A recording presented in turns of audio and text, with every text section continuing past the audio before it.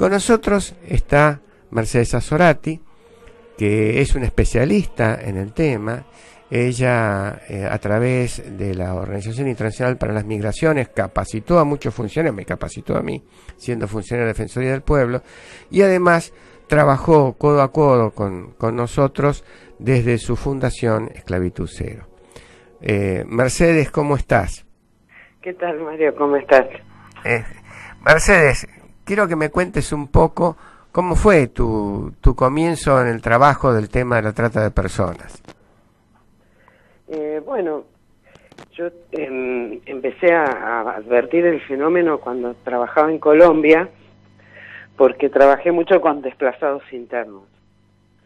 Y ahí, bueno, me di cuenta que muchos de estos desplazados que habían perdido todo, que no tenían nada, estaban siendo esclavizados por estas redes de crimen organizado. Ese fue mi primer contacto en Colombia, y después, bueno, vine a Argentina, volví porque estaba viviendo en Colombia, y con la idea de lanzar el primer programa de fortalecimiento institucional para luchar contra ese fenómeno en Argentina, donde la verdad es que era un tema nuevo, institucionalmente no había nada, prácticamente estaba nada más que Eugenio Freixas, que tenía desde la Oficina de Asistencia a la Víctima del Delito, estaba intentando hacer algo, pero después no había más nada. Y bueno, y ahí me lancé a esta aventura que después me atrapó ya con, diría, una misión de vida. Mercedes, ¿cuál fue el rol que cumplió la OIM en esta primera etapa, ¿no?, de instalación del tema? Bueno, la verdad es que no existía en Argentina ningún mecanismo institucional para combatir el fenómeno de la trata, y a nivel de organizaciones no gubernamentales solamente estaba la Red No la Trata, que había surgido a partir del movimiento de mujeres, y que incluso te diría que utilizaban una definición errónea de trata al principio. Es decir que, digamos, la idea de la OIM, y creo que en eso hubo éxito, fue instalar el tema, capacitar a los funcionarios públicos, también a la sociedad civil, e institucionalizar el tema. Creo que fue un programa muy, muy exitoso, porque empezó en el 2005 y para el 2008 ya el tema estaba absolutamente instalado, ¿no? Se capacitaron más de 5.000 funcionarios públicos, se hicieron reuniones de alto nivel con todos los ministerios, se capacitó fiscales, policías, jueces, y también se trabajó con sociedad civil. Así que creo que fue, digamos, obviamente no el único, pero sí el principal motor para la institucionalización del tema.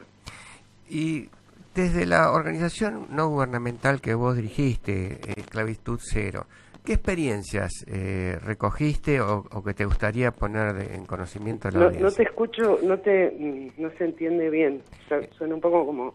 ¿Como lejano? Sí. Voy a ver si lo podemos corregir esto. Desde tu organización, que es no gubernamental, la Esclavitud Cero, ¿qué experiencias recogiste? ¿Qué reacciones tuviste de parte del gobierno y de parte de la sociedad civil? Bueno, digamos, yo de alguna manera abrí Esclavitud Cero porque me di cuenta que muchas de las cosas que había que hacer no se iban a poder hacer desde la OIM o desde un organismo internacional, porque siempre hay intereses de por medio. Entonces, por ejemplo, se hizo un un primer dictamen sobre la ley de trata, la del 2008, en donde se dijo cuáles eran los problemas de la ley. Eso enojó mucho al gobierno y entonces la OIM dio marcha atrás. ¿Por qué? Porque la OIM, así como el PNUD, viven de la administración de fondos gubernamentales. Y no hay que poner enojados a los gobiernos. Esa sería... Claro. En una palabra, cambiaron, se había hecho un dictamen que no era favorable a la ley del 2008 y ese dictamen, que lo había hecho yo, fue cambiado. Y al final tuviste éxito porque la ley del 2012 fue la que propusiste. Sí, pero se perdieron ¿cuántos años, Mario? Exactamente, muchos años de gente que Muchos sufrió mucho y estuvo con problemas terribles sin protección legal, ¿no? Sí. Entonces, bueno, por esa razón, digamos, yo decidí abrir una ONG y la verdad que al principio fue muy lindo, trabajamos todos en conjunto, yo me sentía, digamos, parte de un colectivo, ¿no?, de gente preocupada por el tema y tal vez yo era muy ingenua, ¿no? pero yo sentí que realmente, digamos, la gente verdaderamente quería cambiar la problemática de la trata y me sentí muy acompañada a nivel de sociedad civil. A nivel de gobierno, obviamente no. A nivel de gobierno, y no es un problema mío, fue de todos quienes trabajamos en esto, lo que recibí fueron amenazas, seguimientos, vulneración de redes, de las páginas web, de los mails, bueno, toda clase de hostigamientos con la idea de que no dijéramos la verdad de las cosas como estaban, que además no lo decíamos tampoco con ánimo destructivo porque nuestra intención era institucionalizar el tema y que hubiera una respuesta estatal. O sea que difícilmente podíamos estar, digamos, no estábamos promoviendo la disolución del Estado, no, al contrario, queríamos... Sí, no era una política subversiva. Exacto. Y bueno, lo que recibimos a cambio, como digo, fueron amenazas, hostigamientos y toda clase de maldades sí. Que venían desde el gobierno para tratar de borrarnos del mapa cuando estábamos haciendo algo por el bien público con dinero en nuestros bolsillos. Era una cosa realmente increíble, ¿no? Esa fue la primera desilusión. La segunda fue el alto nivel de impunidad de las causas a nivel jurídico, porque la verdad que hicimos en el 2012 una evaluación y llegamos a la conclusión de que teníamos el 94% de las causas impunes. Entonces dijimos, ¿qué sentido tiene seguir presentando causas en el sistema penal y con qué autoridad moral le vamos a decir a las víctimas que denuncien, sabiendo que a la semana el tratante va a estar libre, a los 5 años va a estar sobreseído y que a ellos se le va a duplicar el riesgo para toda la vida? Sí, además que lo iban a escarcelar inmediatamente, que esa era la otra. Sí, por eso a la semana estaban todos libres. Y la mujer tenía que meterse en un refugio institucionalizada para protegerse. Así que era al revés. Entonces, sí, era una cosa de locos. Entonces, bueno, ahí decidimos que moralmente no podíamos seguir recomendando a las víctimas que denunciaran penalmente la trata. E intentamos armar un equipo de abogados que tomaran los casos desde otro punto de vista, o sea, hacer un juicio laboral o un juicio administrativo, para tratar de conseguir beneficios para las víctimas, que por lo menos, sí, ya que el Estado mucho no hacía, que tuvieran algo de dinero para desarrollar un nuevo proyecto de vida. Mercedes, yo me acuerdo que cuando estaba en la Defensoría me tocó investigar el caso Salazar Nina, que es el Sí. primero de explotación laboral, y que te convocamos desde la Defensoría para que hicieras el estudio a ver si se daban los marcadores de la trata. Esa situación de trata laboral, ¿vos la viste en otros casos en los que tuviste que intervenir? Obvio, sí, en un montón. Decime una cosa, ¿cuál es cuál era el obstáculo más importante en la investigación esa? ¿Quién era el funcionario que más se oponía a la investigación de los casos de trata laboral y de trata sexual? Aníbal Fernández. Eh, ¿Tuviste amenazas en algún momento? Sí, públicas, Mario. Públicamente, casi que nos acusaron de traidores a la patria, porque dijo Mercedes Azorati, trabaja contra la Argentina porque va y presenta informes a los organismos internacionales.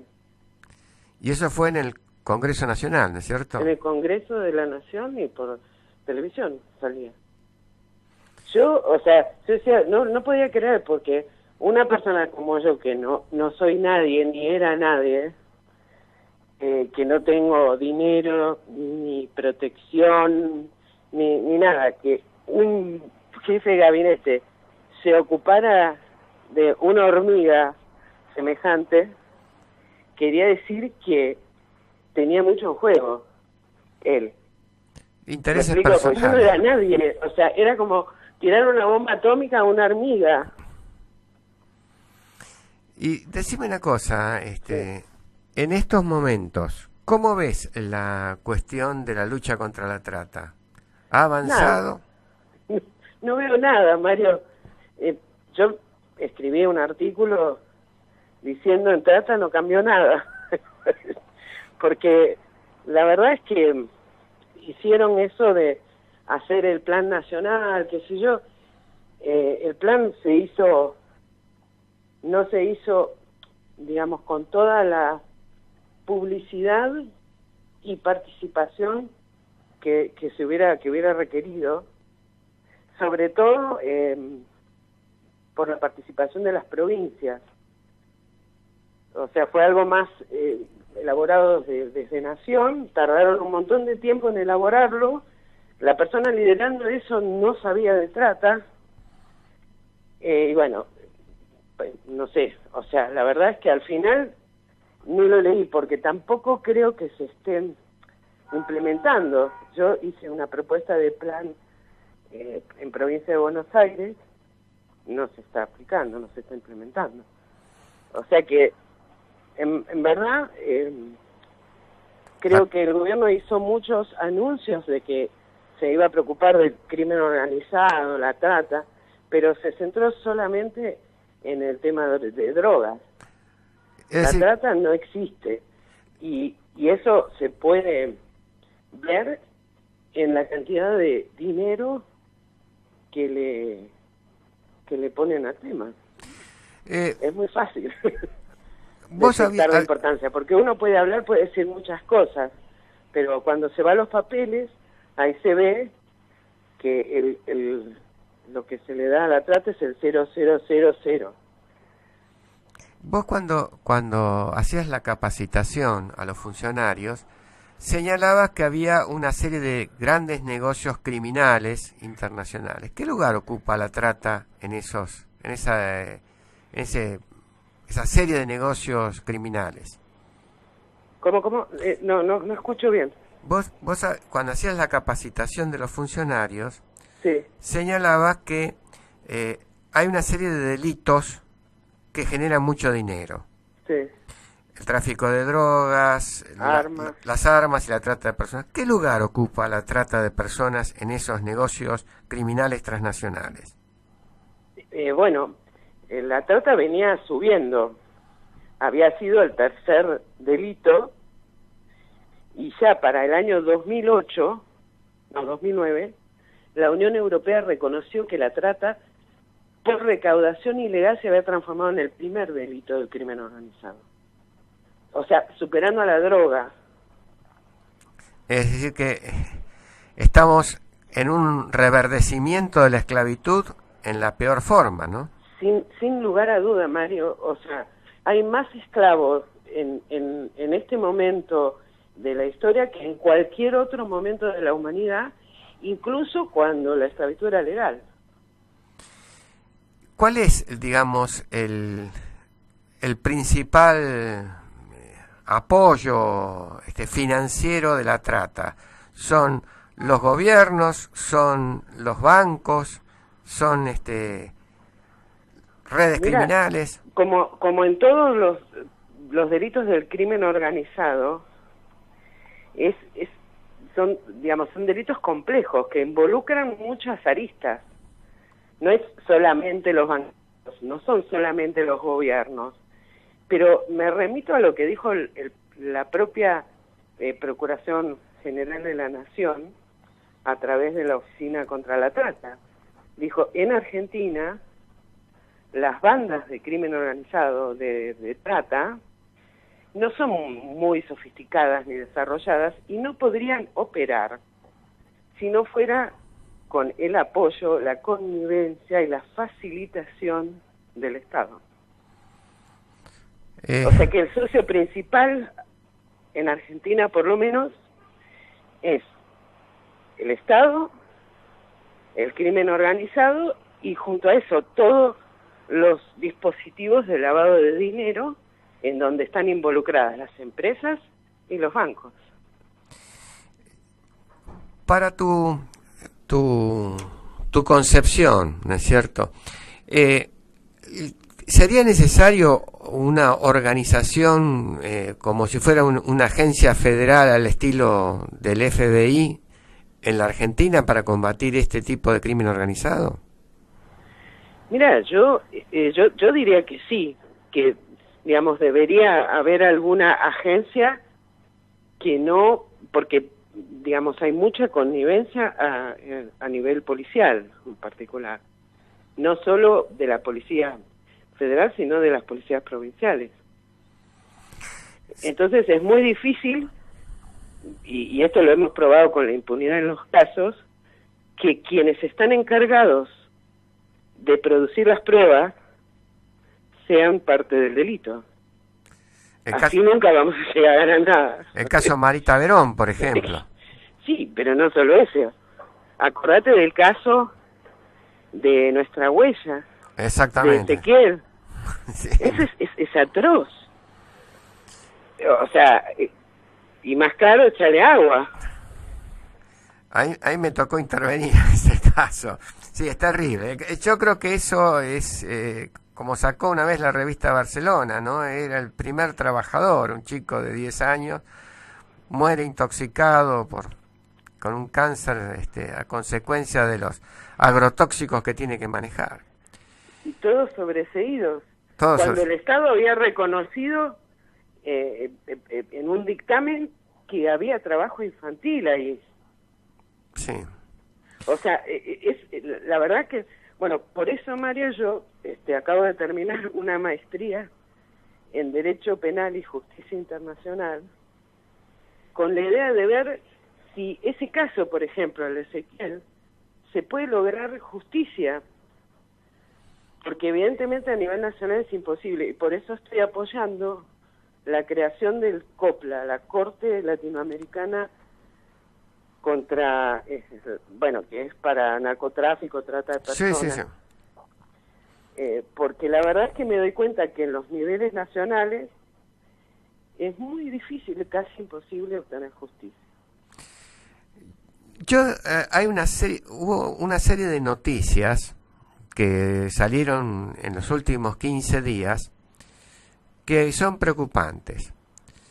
La primera es el reconocimiento del presidente de la Corte Suprema de la deslegitimación de la justicia federal, Sí. que es la que se supone que tiene que investigar el tema de la trata de personas. Sí. Y la segunda cuestión... Igual Mario, no necesitamos que la Corte nos diga lo que vivimos en los tribunales todos los días. Exactamente, pero digamos, acá ya tenemos un reconocimiento del Sí. jefe del Poder Judicial, ¿no? La segunda noticia, que a mí me da escalofríos, fue el hecho que apareció de esta pareja de iraníes Sí. que ingresan al territorio nacional. Entonces, una pareja ingresa al territorio nacional con documentación falsa que es percibida por los propios agentes de migraciones, y en vez de pararlos y hacer una investigación, lo dejan pasar. Los detuvieron porque tienen miedo del terrorismo, pero si fuera un caso de trata de personas, un individuo que está trayendo a una mujer para ser explotada en una red de trata, hubiera pasado tranquilamente. No te quepa duda. O sea, nadie lo hubiera detenido. Si hubiera sido una persona que estaba trayendo un niño para ser prostituido, para ser traficado sus órganos, hubiera pasado. No te quepa duda que hubiera pasado. Es más, de hecho, yo he viajado a Uruguay sin que nunca me pidieran el documento de mi hija. Menor, en ese momento. Y la última noticia también que cerraría este círculo es el caso de este señor D'Alessio, que aparentemente organiza todo un sistema extorsivo de una agencia. Y me hace acordar, ¿se acuerdan el caso de Martins? Sí. El que era agente de servicio secreto o algo por el Sí. estilo, que había armado una red de trata de prostíbulos y que chantajeaba a la gente. Sacaba fotografías y después chantajeaba a funcionarios, embajadores. Es decir, que seguimos con un sistema de agentes, no sé si son del Estado, son mafiosos contratados por el Estado, son espías, que tienen la impunidad y manejan poder y manejan plata y manejan situaciones que yo creo que son favorables al crimen organizado. Esta situación, ¿vos cómo crees que se puede llegar a revertir? ¿Qué necesitaríamos desde el punto de vista que estás manejando vos y la organización a la cual perteneces? Bueno, yo creo que en primer lugar hay que empezar de cero con la agencia de seguridad, porque era un kiosco del crimen nuestra sede. Sí. O sea, digámoslo con sinceridad, tenían más negocios ilegales que lo que se preocupaban por la inteligencia nacional. Yo creo, y a Dios gracias, que tuvimos solamente dos en realidad incidentes de terrorismo, porque como acá los servicios de inteligencia no hacen lo que tienen que hacer, sino que se dedican a negocios privados, en el caso que verdaderamente necesitáramos inteligencia, estamos en cero, Mario. Sí, Yo creo eso. Inteligencia criminal no hay ninguna. Por ahí me equivoco, pero bueno, tengo algunos insights interesantes que obviamente no puedo comentar, pero que me hacen pensar que verdaderamente habría que empezar de cero. No solo por la falta de profesionalismo, de rigurosidad con la que se llevan adelante las cosas, sino porque se transformó en un kiosco del crimen. ¿Cómo ves el trabajo del Ministerio Público Fiscal en los últimos años? Bueno, me parece que la Protex hizo un trabajo muy bueno desde el punto de vista técnico y digamos, haciendo capacitación y asistiendo en los casos. Ahora, esto nos sirve en la medida en que sigamos aferrados a la idea de que no puede haber una fiscalía especializada porque es quitar el juez natural, lo cual es absurdo. Yo lo discutí en su momento con el procurador, porque estas fiscalías especializadas en realidad no tienen poder. O sea que con lo cual, son colaboradores de los otros fiscales, o sea que no. Claro, o sea, yo hago todo bien en esa oficina, pero el fiscal que está a cargo no me escucha, no me da bolilla y hace todo lo contrario y el caso queda impune. ¿Qué era lo que pasaba? Sí, o sea que siguen en la misma tendencia, ¿no es cierto? Entonces, yo creo que se necesita una profunda renovación y remodelación del sistema judicial en Argentina, procesal del código, no solo el código penal, sino el procesal penal, sobre todo. Se necesita una policía judicial, indudablemente. Se necesita un FBI, una agencia federal de investigación, con gente que pueda estar supervisada en cuánto gasta en el kiosco, todo. O sea, porque cuando uno no puede, si uno pone a un policía a investigar al Chapo Guzmán, bueno. Sí, evidentemente en el comisario de la seccional 26 no va a poder enfrentar al Chapo Guzmán. Te das cuenta que no, le faltan armas, le faltan medios, digamos, técnicos, y sobre todo le falta una supervisión muy precisa de la gente que trabaja en estas cosas para asegurarse que no están siendo comprados por el crimen organizado.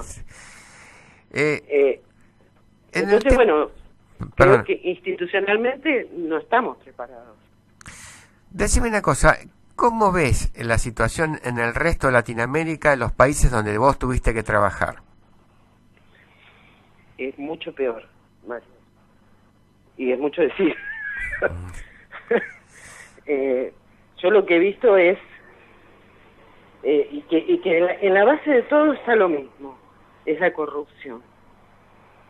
O sea, en el caldo de la corrupción es donde todos estos negocios adquieren vuelo y florecen. Y la verdad es que los niveles de corrupción, sobre todo en Centroamérica, es una cosa increíble. Te diría que no compran una goma de borrar si no les das la mitad de la goma. A ese nivel.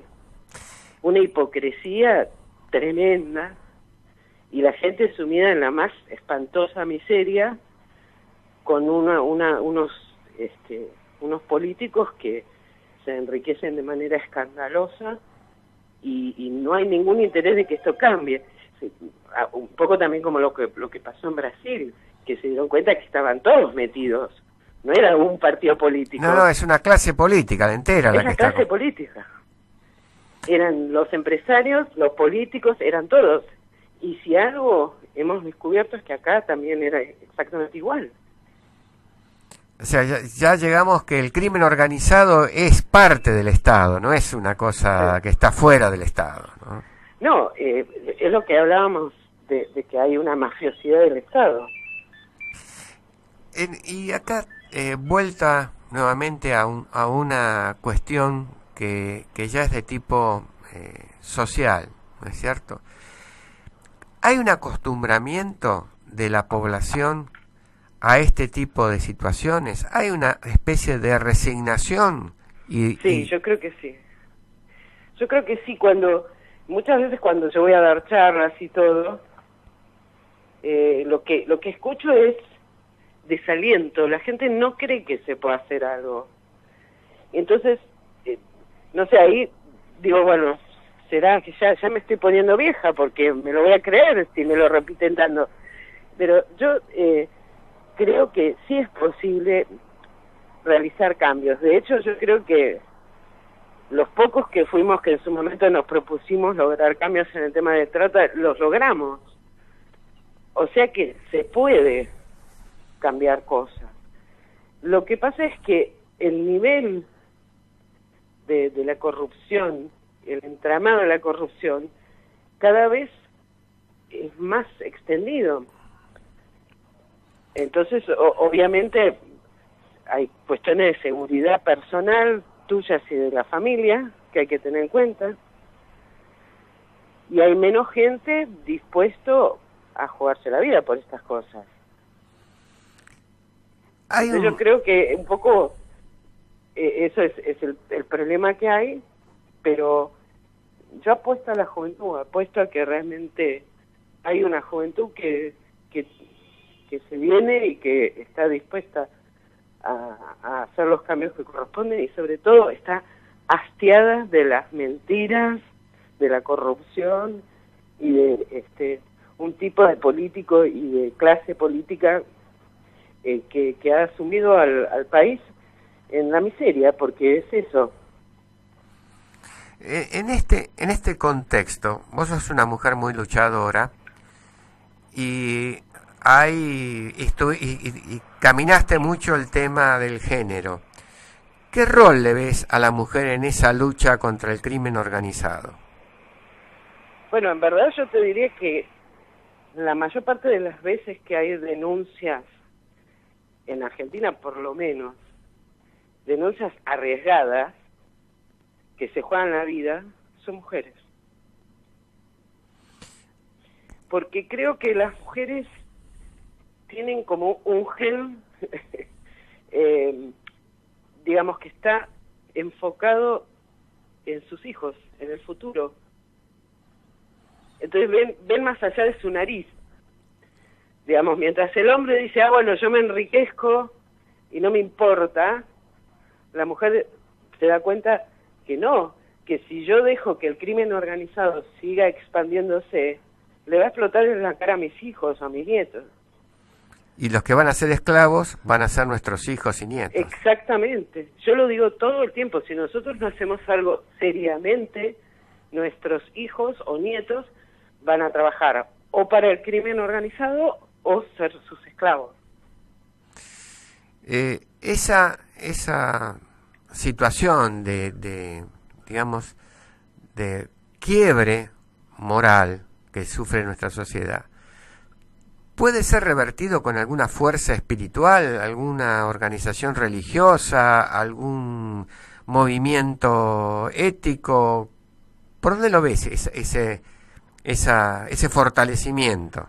Mira, la verdad es que yo creo que la espiritualidad, más allá de la religión y la creencia en un sistema de valores, es lo que es el cimiento de lo que es el mundo civilizado.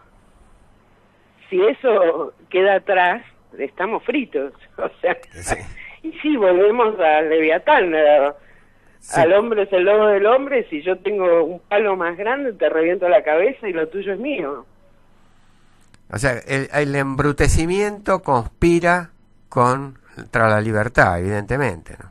Y sí, y hay un gran embrutecimiento deliberado. Porque vos ves el nivel de los diputados, de los políticos, y antes eran personas que leían, hoy la verdad es que el nivel es cada vez más bajo.